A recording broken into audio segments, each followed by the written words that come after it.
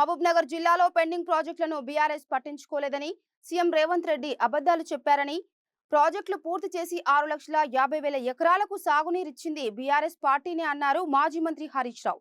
2 దశాబ్దాల పాటు పాలమూరు జిల్లాలో ప్రాజెక్టులను మోసం చేసింది మీరు కాదా అని ప్రశ్నించారు.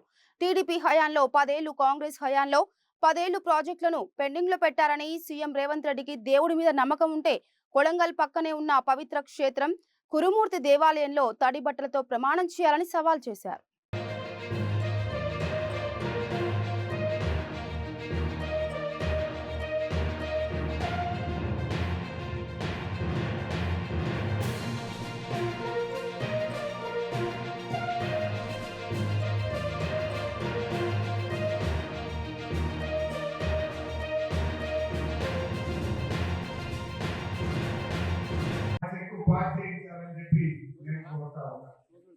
ఇకపోతే ముఖ్యమంత్రి గారు ఆయన మాట్లాడతారు. మహబూబ్ నగర్ జిల్లా పెండింగ్ ప్రాజెక్టులను బీఆర్ఎస్ పార్టీ పట్టించుకోలేదు. ముఖ్యమంత్రి గారిని దేవుడు కురుమూర్తి దేవుడు చాలా పవర్ఫుల్. పాలమూరు జిల్లాలో కురుమూర్తి దేవుడు అంటే అందరికీ నమ్మకం. మీ కొడంగల్ పక్కనే ఉంటది.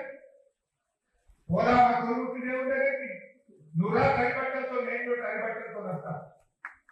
తడిబట్టలతో ఇద్దరు కురుమూర్తి గురికి ఎవరు నిర్లక్ష్యం చేసి 2 దశాబ్దాల పాటు నువ్వు ఉన్న తెలుగుదేశం పార్టీ, నువ్వు ఇప్పుడున్న కాంగ్రెస్ పార్టీ కదా పాలమూరు ప్రాజెక్టులకు మోసం చేసింది.